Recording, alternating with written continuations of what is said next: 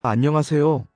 오늘은 인공지능, AI의 흥미진진한 세계로 함께 떠나보는 시간을 가질 겁니다. 특히 인공지능이 어떻게 탄생했고, 기계는 과연 어떻게 생각을 시작하게 되었는지, 그 역사적 배경과 중요한 전환점들을 자세히 살펴보겠습니다. 인공지능의 역사는 마치 인간이 생각이라는 복잡한 현상을 기계를 통해 모방하려는 끊임없는 도전의 연속이었다고 할 수 있습니다. 이 도전은 아직 끝나지 않았으며 현재도 활발하게 진행 중인 미래를 향한 여정이죠. 자, 그럼 인공지능의 여정에 시동을 걸어볼까요? 인공지능 연구의 씨앗은 1950년대에 뿌려졌습니다. 이 시기에 영국의 천재 수학자 앨런 튜링은 기계도 생각할 수 있을까? 라는 근본적인 질문을 던지며 인공지능의 개념적 토대를 마련했습니다. 그는 기계의 지능을 평가하는 튜링 테스트를 제안하며 인간과 기계의 대화만으로 기계의 지능 유무를 판단하려는 혁신적인 아이디어를 제시했죠. 이 튜링 테스트는 단순히 기계의 지능을 측정하는 도구를 넘어 인공지능이 무엇인지 그리고 어떻게 정의해야 하는지에 대한 철학적 논의를 촉발시킨 중요한 시발점이 되었습니다. 과연 기계가 인간처럼 사고하고 감정을 느낄 수 있을까 하는 질문은 오늘날까지도 인공지능 연구의 핵심 화두로 남아 있습니다. 이후 1956년 미국 다트머스 대학교에서 열린 다트머스 컨퍼런스는 인공지능 연구의 공식적인 시작점으로 기록됩니다.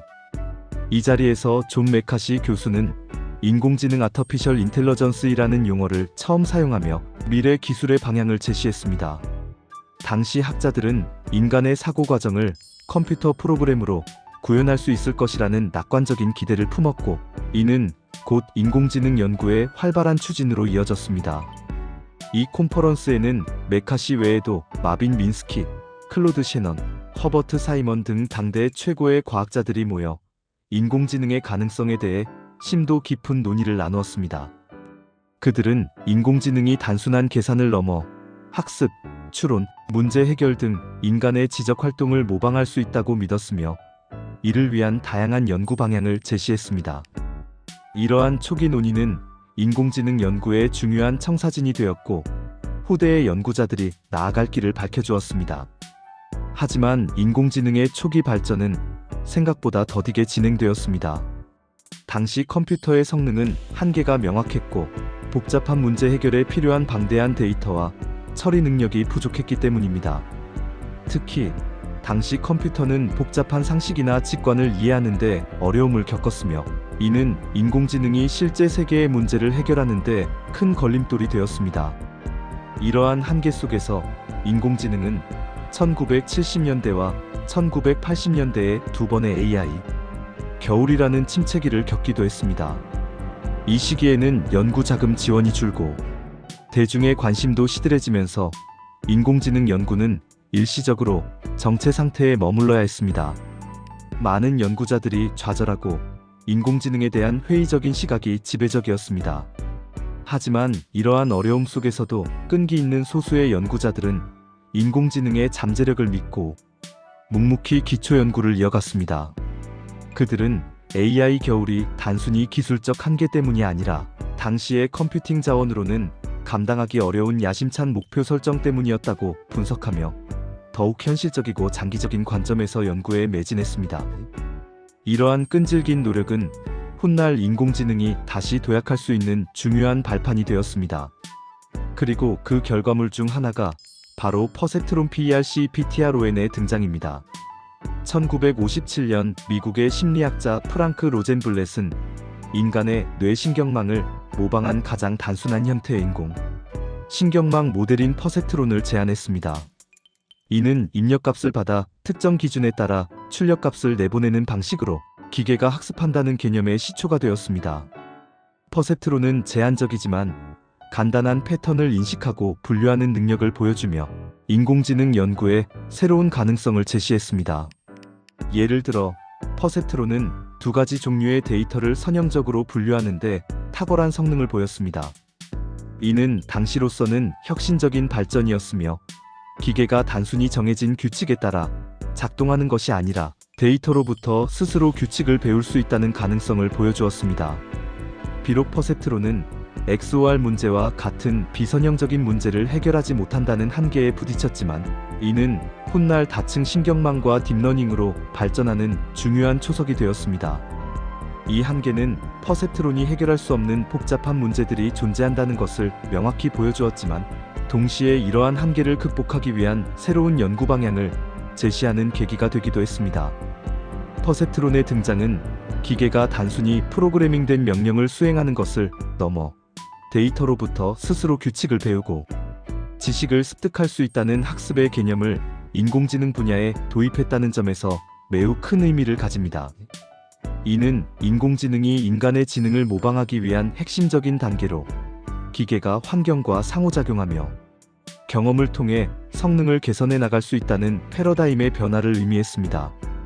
기계가 학습한다는 개념은 인공지능이 인간처럼 스스로 데이터를 분석하고 패턴을 찾아내며 그로부터 새로운 지식을 습득하는 능력의 시작을 의미합니다. 초기에는 매우 단순한 규칙 학습에 불과했지만 이 아이디어는 점차 발전하여 머신러닝의 핵심 원리가 되었습니다. 머신러닝은 알고리즘을 통해 데이터를 학습하고 예측하는 기술로 인공지능의 다양한 분야에서 활용됩니다. 머신러닝은 지도 학습, 비지도 학습, 강화 학습 등 다양한 형태로 발전하며 이미지 인식, 음성 인식, 자연어 처리 등 광범위한 분야에서 놀라운 성과를 보여주기 시작했습니다. 그리고 이 머신러닝의 한 분야가 바로 오늘날 우리가 가장 주목하고 있는 딥러닝입니다. 딥러닝은 심층 신경망을 사용하여 더욱 복잡하고 추상적인 패턴을 학습하는 능력을 가지고 있습니다. 딥러닝의 부활은 인공지능 역사에서 가장 중요한 전환점 중 하나로 꼽힙니다. 2000년대 후반부터 2010년대 초반에 걸쳐 제프리 힌턴 교수를 비롯한 여러 연구자들의 노력이 결실을 맺기 시작했습니다. 특히 컴퓨터 성능의 비약적인 발전, 빅데이터의 폭발적인 증가, 그리고 효율적인 학습 알고리즘의 개발이 딥러닝의 발전을 가속화하는 3박자를 이루었습니다. 과거에는 상상하기 어려웠던 대규모 데이터셋을 활용하고 GPU와 같은 고성능, 병렬 컴퓨팅 장치를 통해 복잡한 계산을 빠르게 처리할 수 있게 되면서 딥러닝 모델의 학습이 비약적으로 향상되었습니다.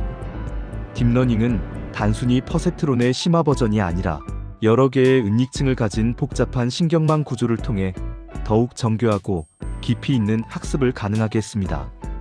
마치 인간의 뇌가 여러 층의 뉴런을 통해 정보를 처리하듯이 딥러닝 모델도 여러 층을 거치며 데이터의 특징을 추출하고 고수준의 추론을 수행할 수 있게 된 것입니다. 이 다층 신경망 구조는 저수준의 특징의 이미지의 선, 모서리를 학습하고 이를 조합하여 점차 고수준의 특징의 이미지의 눈, 코, 입을 인식하며 최종적으로는 전체적인 객체의 사람 얼굴을 인식하는 방식으로 작동합니다. 이러한 계층적 학습 방식은 딥러닝이 복잡한 데이터를 이해하고 처리하는 데 엄청난 힘을 발휘하게 만들었습니다. 딥러닝의 이러한 발전은 인공지능 분야에 혁명적인 변화를 가져왔습니다. 2012년 이미지 인식대회인 IMAGNET에서 딥러닝 기반 모델이 압도적인 성능으로 우승하면서 딥러닝의 잠재력이 전 세계에 알려지게 되었습니다. 이 대회를 통해 딥러닝이 기존의 전통적인 머신러닝 기법들을 뛰어넘는 압도적인 성능을 보여주었으며 이는 학계와 산업계 모두에 큰 충격을 주었습니다. 이후 딥러닝은 음성 인식, 자연어 처리, 자율주행, 의료 영상 분석 등 다양한 분야에서 인간의 능력을 뛰어넘는 성과를 보여주기 시작했습니다. 예를 들어 음성 인식 분야에서는 딥러닝 기술 덕분에 스마트폰 비서나 음성 명령 시스템의 정확도가 비약적으로 향상되었고, 자연어 처리 분야에서는 기계 번역, 텍스트 요약, 감성 분석 등에서 인간과 유사한 수준의 성능을 달성하게 되었습니다. 이러한 딥러닝의 성공은 수많은 인공지능 프로젝트의 시작을 알리는 신호탄이 되었고, 현대 인공지능 시대를 활짝 열게 되었습니다. 현대 AI로의 진화는 딥러닝의 성공을 기반으로 더욱 가속화되었습니다. 1997년 IBM의 딥블루가 체스 챔피언 가리 카스파로프를 꺾고 2011년 왓슨이 퀴즈쇼 제퍼디에서 인간 챔피언들을 물리쳤으며 2016년 구글 딥마인드의 알파고가 바둑 챔피언 이세돌 구단을 이긴 사건들은 인공지능의 놀라운 진화를 전 세계에 각인시켰습니다. 딥블루는 방대한 양의 체스 기보를 학습하고 강력한 탐색 알고리즘을 통해 인간 챔피언을 이겼으며, 왓슨은 자연어 이해와 지식 추론 능력을 바탕으로 인간의 상식과 어휘력을 뛰어넘는 성능을 보여주었습니다. 그리고 알파고는 딥러닝과 몬테카를로 트리 탐색이라는 고급 기술을 결합하여 인간의 직관과 창의력이 요구되는 바둑에서 역사적인 승리를 거두었습니다. 이러한 상징적인 사건들은 인공지능이 더 이상 공상과학 영화 속 이야기가 아니라 우리 삶에 깊숙이 들어와 있는 현실임을 증명했습니다. 단순한 계산 능력을 넘어 추론, 학습, 그리고 전략적 사고에 이르기까지 인간의 지적 영역을 빠르게 침범하며 그 능력을 과시했습니다. 이로써 인공지능은 기술 개발의 최전선에 서게 되었고 전 세계의 주목을 한몸에 받게 됩니다. 2025년 현재 인공지능은 우리의 일상과 업무에서 필수적인 기술로 자리 잡았습니다. 특히 2022년 챗GPT의 등장 이후 생성형 AI는 단순한 도구를 넘어 창작의 주체로 자리매김했습니다. 챗GPT와 같은 생성형 AI 프로그램들이 다양하게 개발되면서 산업 현장에 혁신을 불어넣고 있으며, 스마트폰을 통해 일상 영역에서도 그 활용이 일반화되고 있습니다. 이러한 생성형 AI는 텍스트, 이미지, 오디오, 비디오 등 다양한 형태의 콘텐츠를 인간의 지시 없이도 스스로 생성해낼 수 있는 능력을 보여주며 창작 활동의 패러다임을 근본적으로 바꾸고 있습니다.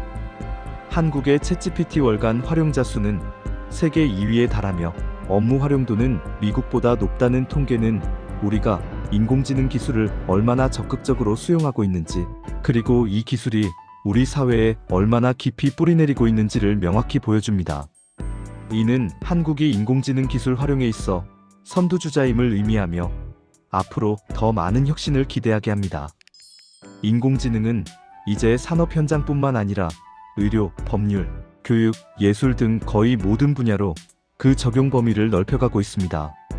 의료 분야에서는 질병 진단 보조, 신약 개발, 맞춤형 치료법 제안 등에 활용되어 환자들에게 더 나은 의료 서비스를 제공하고 있으며, 법률 분야에서는 방대한 법률 문서를 분석하고 판례를 검색하여 변호사들의 업무 효율을 높이고 있습니다.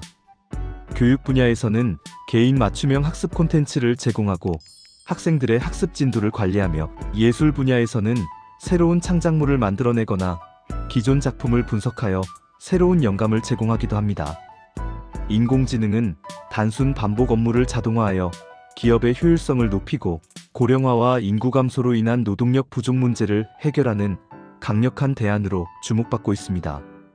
예를 들어 제조 공정의 로봇 자동화, 고객 서비스 챗봇 도입, 물류 창고 관리 시스템 최적화 등은 인공지능이 실제 현장에서 어떻게 생산성을 향상시키고 인력난을 해소하는지 보여주는 대표적인 사례들입니다.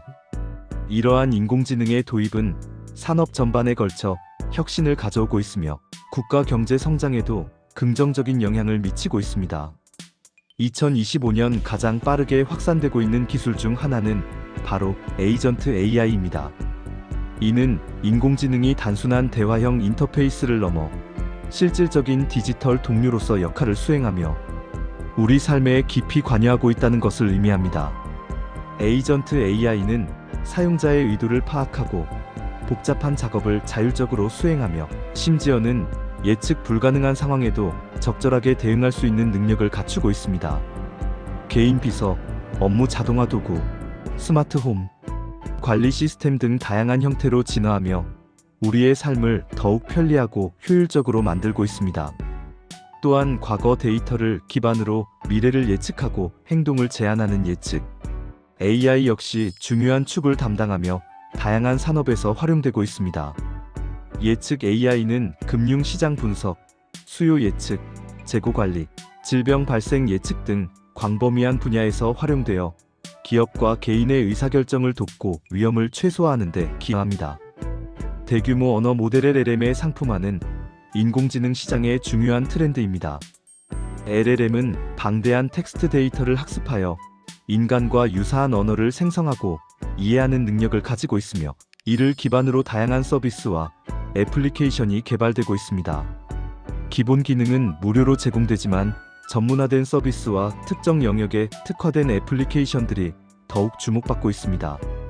예를 들어 의료 전문 LLM, 법률 전문 LLM, 특정 기업의 내부 데이터를 학습한 맞춤형 LLM 등이 개발되어 각 분야의 전문가들에게 특화된 서비스를 제공하고 있습니다.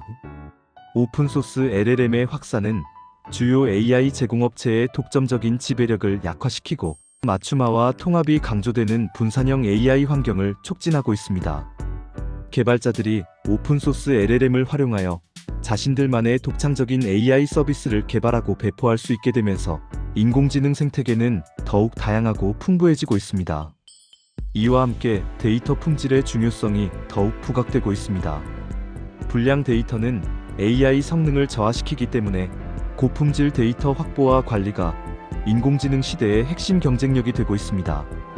AI 모델의 성능은 학습 데이터의 품질에 크게 좌우되므로 데이터 수집, 정제, 가공 과정에서의 정확성과 신뢰성이 매우 중요합니다.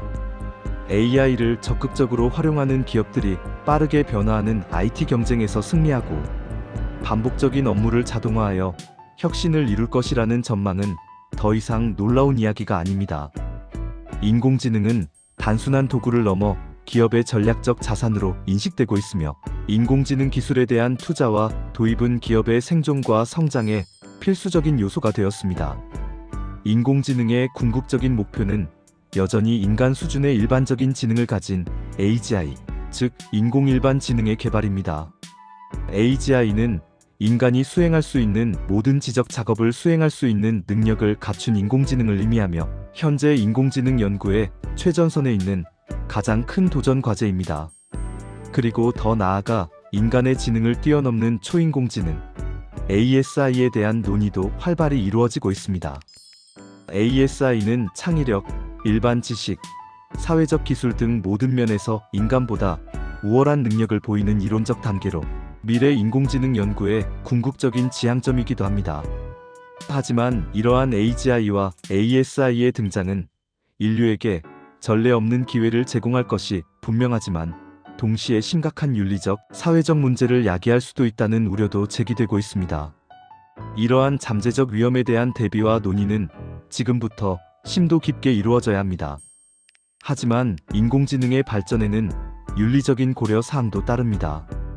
인공지능이 인간의 일자리를 대체할 가능성에 대한 우려, 그리고 인공지능이 때때로 사실이 아닌 정보를 마치 사실인 것처럼 만들어내는 환각, 현상 할루서네이션에 대한 대처, 방안 마련은 우리가 풀어야 할 숙제입니다. 인공지능이 특정 직업군을 대체할 수 있다는 전망은 사회 전반에 걸쳐 고용시장의 변화와 재교육의 필요성을 제기하며 이에 대한 사회적 합의와 준비가 필요합니다. 또한 인공지능의 편향성 문제도 중요한 윤리적 쟁점입니다. 학습 데이터에 내재된 편향이 인공지능 모델에 반영될 경우 차별적인 결과를 초래할 수 있으므로 공정하고 투명한 인공지능 개발을 위한 노력이 필수적입니다. 인공지능의 사회적 영향력이 커지는 만큼 기술의 윤리적 사용과 지속 가능성에 대한 깊은 고민과 탐구가 그 어느 때보다 중요해지고 있습니다. 인공지능 기술의 발전 속도에 발맞춰 법적, 제도적, 윤리적 프레임워크를 구축하는 것은 인류가 인공지능과 공존하며 번영하기 위한 필수적인 과제입니다. 이처럼 인공지능은 앨런 튜링의 질문에서 시작하여 퍼셉트론의 등장과 딥러닝의 부활을 거쳐 이제는 우리의 삶과 산업 전반에 깊숙이 스며든 혁신적인 기술로 진화했습니다. 기계가 생각을 시작하려는 인간의 오랜 도전은 현재 진행형이며 앞으로도 놀라운 변화를 가져올 것입니다.